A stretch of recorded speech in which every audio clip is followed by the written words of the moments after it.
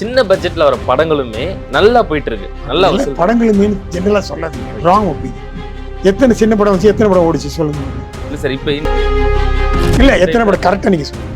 Statistics என்கிட்ட இருந்து தெளிவா பேசணும், ஆத்தென்டிக்கா இருக்கும். சும்மா நான் உளர முடியாது. எத்தனை சின்ன படம் வந்தது, அதுல எத்தனை படம் ஓடிச்சு? குடும்பஸ்தான் படம் எத்தனை, நான் நம்பர் தான் கேட்டேன். சரி 50-60 படம் வருது, எத்தனை படம் ஓடிச்சு? 2 படமா இல்ல 3 படமா? பெர்சன்டேஜ் பாருங்க. அப்படித்தான் சினிமா, அப்படித்தான். பெரிய படமே எத்தனை படம் வச்சு எத்தனை ஓடிச்சு? எத்தனை படம் மண்ணக்க வச்சு? வந்த படத்துல 2-3 தான் ஓடிச்சு. நீ பூரா மண்ணக்க எல்லாம் 300 கோடிமா, 500 கோடிமா, 700 கோடிமா, 7000 கோடிமானுங்க. கர்மம் பிடிச்சவனுங்க. இது ஓடல இல்ல. நான் எத்தனை வாட்டி சொல்லியிருக்கேன், எமோஷனல் கனெக்டான படம் ஓடாதுங்க. எவனாவது லிசன் பண்றான டேரக்டர், அவன் எல்லாம் நான் அவுத்து காமிச்சா ஓடும், நான் கத்தி வச்சு வெட்டிட்டே இருப்பேன் பெருமாண்டி மாதிரி படம் ஓடும். எப்படி சார் ஓடும்? நான் அங்கே நிற்கிறேன் சார், அவர் மேக்கப் ரூம் லெஃப்ட்ல இருக்கு, சங்கர் ரைட்ல ஏறி கார்ல போறாரு. அவர் ஏங்க என்ன தேடி வரணும்? நேரம் மேக்கப் ரூம் போங்க, ஷார்ட் முடிஞ்ச உடனே நேரம் நிற்கிறான், பார்க்கணும்னு வராரு. அந்த ஒரு மனிதனை மதிக்கக்கூடிய ஒரு மனுஷன். எனக்கு ஜெயிலர் பண்ணிருக்கணும்னு ஆசை இருக்கும். பண்ணல அப்படி படம் பண்ணணும், அப்படி பண்ண ஜெயிலர் மாதிரி தேவர் மகன் அடேங்க அப்பா நாயகன் பண்ண அப்படி படம் பண்ணணும் அப்படின்னு இருக்கும். அந்த மாதிரி நிறைய படங்கள் இருக்கு. ஐயோ இந்த படத்தை நம்ம பண்ணா மட்டுமே நம்மளே பாலச்சந்திர பேசிக்கலாமே நினைச்சது உண்டு நிறைய படங்கள். 50க்கும் மேற்பட்ட உலக நாடுகளில் 100 கோடிக்கும் அதிகமான ஆகாயம் தமிழ் பார்வையாளர்களுக்கு பேரன்பும் திருநன்றியும். ஆகாயம் வியூவர்ஸ் எல்லாருக்குமே வணக்கம். நான் விஜய் ஜெகா. நம்ம கூட இன்னைக்கு ப்ரொடியூசர் அண்ட் சினிமா இண்டஸ்ட்ரியில நிறைய விஷயங்கள் கலக்கிட்டு இருக்கக்கூடிய மாணிக்கம் நாராயணன் சார் இருக்காங்க. வணக்கம் சார், எப்படி இருக்கீங்க? நல்லா இருக்கு, நல்லா இருக்கு சார். இப்ப இடையில என்னைக்காச்சும் நீங்க மறுபடியும் படம் பண்ணலாம் அப்படின்னு அப்பயாச்சும்? ஏன் அதெல்லாம் இருக்கும். எப்படிங்க, அதாவதுங்க இந்த கேம்பிள் பண்றவன், இந்த படம் எடுக்கிறவன், இவனுங்கெல்லாம் விடவே மாட்டானுங்க. சரிதானே? அது ஒரு வியாதி மாதிரி. ஒரு பேஷனுங்கிறது வேற, இது ஒரு வியாதி மாதிரி, ஒரு அடிக்ஷன் மாதிரி. அது விடவே விடாது. இப்போ பணம் வந்தால் படம் ஆரம்பிக்கலாமான்னு தான் யோசிப்போம். இப்போ பணம் வர லேட் ஆகுது, அதனால உட்காந்துருக்கோம். கொஞ்சம் பணம் வந்துருச்சுன்னு வைங்க, வந்த உடனே முதல்ல எந்த படம் ஆரம்பிக்கலாம், யாரை வச்சு அப்படி தான் யோசிப்போம். சினிமா எடுத்தவன் எங்கேயும் போக மாட்டாங்க. இவ்வளவுக்கு நான் சினிமா ஷூட்டிங் ஸ்பாட்டுக்கே போனதில்லை. அப்படி இருந்தே அவ்வளோ பேஷனேட்டாக இருக்கேன். அப்போ சினிமா எடுத்தவங்க சும்மா இருப்பானா? அவனுக்கு அந்த போதை, அந்த இப்போ ஒரு ஸ்க்ரீனில் படம் ஓடு தெரியுமா? தியேட்டரில் சத்தியம் தேட்டரில் உட்காந்துங்க, நீங்கள் ஒரு படம் எடுக்கிறீங்க, ஒரு சீன் போடுறேன்றா இருக்கு டேரக்டர் அது போட்டு பார்க்குற ஒரு 100 பேர் பார்க்குறாங்கன்னு வச்சுங்களேன், அப்படியே உங்களுக்கு பிரமாண்டமாக இருக்கும். ஒரு ஃபீல் அப்படியே தூக்கி விடும் உங்களை. அது ஒரு 100 பெக்கு போட்ட மாதிரி தண்ணி ஏற்றும் போதை. படம் ஒரு வேணா இத்தனை டைம் என்லாஜ் பண்ணி காமிக்கிறான். அது கமல் சாராக இருக்கட்டும், சூர்யா யார் நடிக்கட்டும், பார்க்குறவன் நம்ம படம் ஓடுதுற தியேட்டரில் அப்படி தான் இருக்கும். ஒரு ஃபீலிங் இருக்கும். அது நிறைய பேர் பிடிச்சிருக்குன்னு நினைக்கிறேன். அதனால நிறைய பேர் பாக்கெட்டில் பணத்தை வச்சுட்டு காலி பண்ணுறாங்க. இங்கே தான் படம் ஓடலை, என்ன ஆகும்? என் படம் ஓடுது பாரு அப்படின்னு தெருவில் சொல்லுவான், பக்கத்து வீட்டில் சொல்லுவான், சொந்தக்காரன்ட்டு சொல்லுவான். அது ஒரு பெருமை தானே. அதனால அது ஒரு போதை. அதனால தான் நிறைய பேர் சினிமாவில் காசை விடுறானுங்க, வந்துக்கிட்டே இருக்கானுங்க. அது நிற்கவே நிற்காது. இப்பவும் பாருங்க, அதாவது இவ்வளோ பிரச்சனை இருக்குது, 200-300 படம் ப்ரொடக்ஷனில் தான் இருக்கும். அவன் பாக்கெட்டில் பணத்தை ஏதாவது ஒரு ரியல் எஸ்டேட் விற்பான். ஒரு 50 கோடி வித்தமா வா டப்புன்னு போய் என்ன பண்ணலாம், ஒரு படம் எடுக்கலாம் சார்னு ஃபோன் அடிப்பான். நான் சொல்ல, என்னை நம்பி படம் எடுக்காதப்பா, படம் எடுக்க வரவே வராதுங்க. வேறு எவன்ட்டே போய் காசை கொடுத்து ஏமாந்துருவானுங்க. அது நிறுத்தவே முடியாது. எனக்கு ஒரு விஷயம் உங்கள்கிட்ட கேட்கணும்னு தோணுச்சு. என்ன அப்படின்னா, அதாவது நீங்க ஒரு ஆடியோ லான்ச்சுக்கு டைரக்டர் சங்கர் சாரை கூப்பிடணும் அப்படின்னு சொல்லி அந்த டைம்ல நீங்க சூப்பர் ஸ்டார் மீட் பண்ணீங்க. அவர் உங்களை பார்த்தோன்னே ஐடென்டிஃபை பண்ணி நேராக வந்தார், எப்படி இருக்கீங்க அப்படின்னு கேட்டார் இல்லையா? தேடி வந்தார்.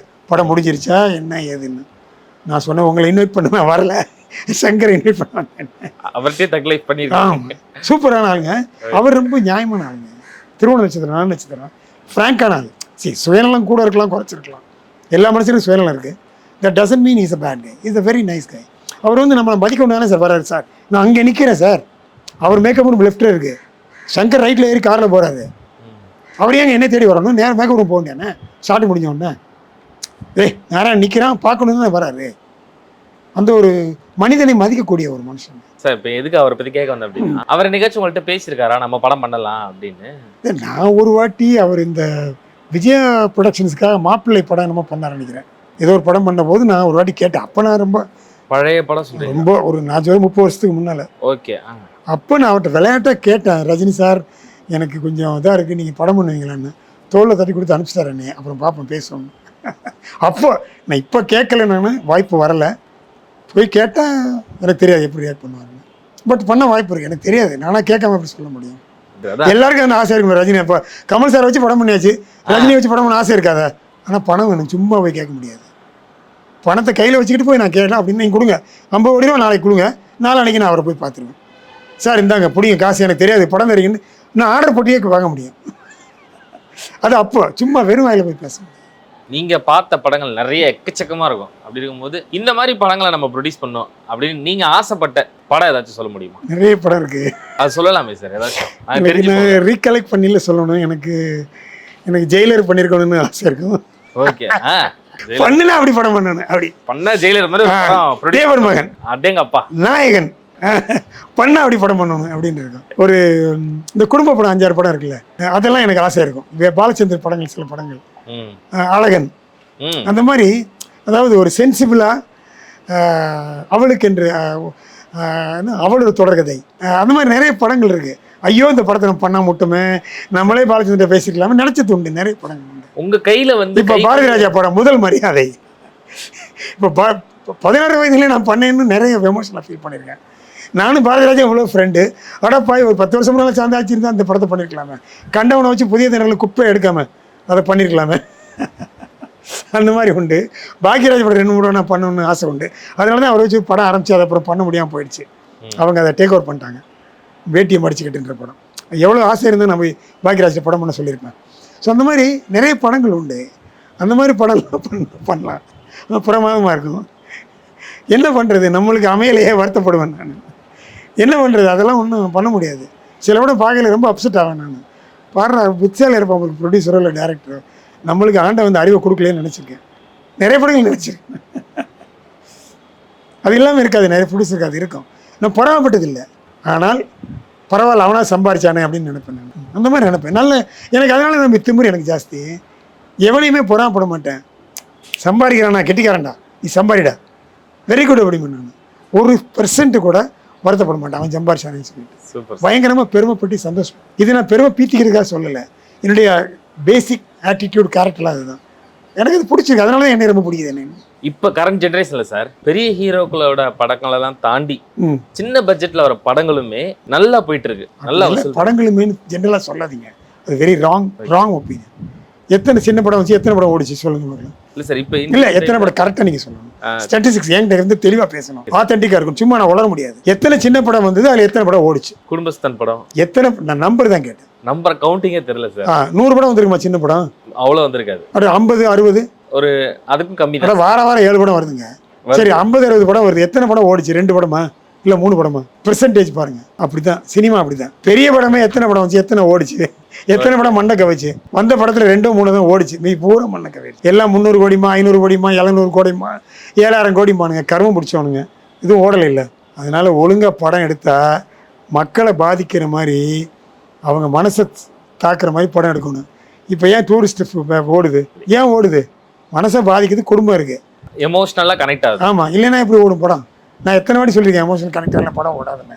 எவனாவது லிசன் பண்ணுறான் டேரக்டரு, அவன் எல்லாம் நான் அவுத்து காமிச்சா ஓடும், நான் கத்தி வச்சு வெட்டிகிட்டே இருப்பேன் விரும்மாண்டி மாதிரி, படம் ஓடும். எப்படி சார் ஓடும்? எப்படி ஓடும்? தேவர் மகன்லாம் வெட்டிக்கிட்டே இருந்தார் அவரு. வயலன்ஸும் இருந்தது, எமோஷன் இருந்தது. ரேவதி கல்யாணம் பண்ணார், எமோஷன் இருந்தது. வேட்டையாடு விளையாடி என்னாச்சு? ஜோதிகாவை லவ் பண்ணார், கமாலினி முகர்ஜியை வந்து கல்யாணம் பண்ணார், எமோஷன் இருந்துச்சு, வயலன்ஸை மீறி படம் ஓடிச்சு. எல்லா படமும் அப்படி தான். காக்கையும் ஓடிச்சு. இந்த மாதிரி ஒரு லேடியை லவ் பண்ணார், எமோஷன் இருந்தது, அவருடைய ஆக்ஷன் இருந்தது, வயலன்ஸ் இருந்தது. ஸோ வயலன்ஸை மட்டும் நீங்கள் வந்து வச்சு எடுத்தால் ஓடாது. இப்போ இவருடைய படமே எதுக்கு ஓடிச்சுன்றீங்க? அந்த அஜித்குமார் நடித்த ஒரு படம் விஸ்வாசமா எதனால ஓடிச்சது? நயன்தாரா அஜித்குமார் எமோஷன், அந்த குழந்தை connect, husband and wife connect. அது இல்லைன்னா படம் ஒரு 2 நாள் ஓடி இருக்குமா, 3 நாள் ஓடி இருக்கும் மேபி.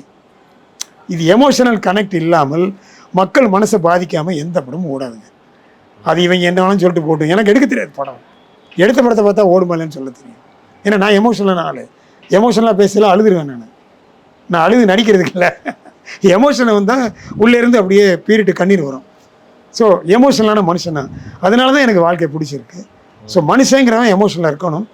யானையே எமோஷன் ஆகுது, மனுஷனுக்கு ஏன்டா எமோஷனலாக கருவம் முடிச்சவனுங்க. ஸோ சென்டிமெண்ட் எமோஷனல் ரொம்ப ரொம்ப முக்கியம். இல்லைன்னா படம் ஓடாது. மெலோ ட்ராமா வேறு, எமோஷன் வேறு. அது நிறைய பேருக்கு வித்தியாசம் தெரியாது. மெலோ ட்ராமாங்கிறது இந்த இது துலாபரம் மாதிரி, செத்துக்கிட்டே இருப்பான், ஃபேமிலியில் கஷ்டப்பட்டுக்கிட்டே இருப்பான் வாழ்க்கை பூரா. ஏங்க 320 நாள் கஷ்டப்பட்டால் படம் ஓடுமாங்க? அப்படி பண்ணக்கூடாது. என்டர்டெயின்மெண்ட்டும் இருக்கணும், எமோஷன் இருக்கணும். அது வந்து மெலோட்ராமா மாதிரி ஆகக்கூடாது. நாடோடிகள் படத்துல சசிகுமார் ஒரு டைலாக் சொல்லுவாரு, உங்க நேர்மை எனக்கு பிடிச்சிருக்கு அப்படின்னு. அந்த மாதிரி நீங்க இது வரைக்கும் பேசின எல்லா இன்டர்வியூஸ் நான் பார்த்திருக்கேன் சார். எனக்குமே பர்சனலா உங்க நேர்மை எனக்கு ரொம்ப பிடிச்சிருக்கு. ரொம்ப நன்றி. ஆனஸ்டா பேசுற விஷயமும் சரி, நீங்க உங்க எக்ஸ்பீரியன்ஸ் எல்லாத்தையும் சொல்ற அந்த விதமும் சரி. சூப்பர் சார், ரொம்ப நன்றி. வாழ்த்துக்கள் சார். Thank you sir. தேங்க்யூ.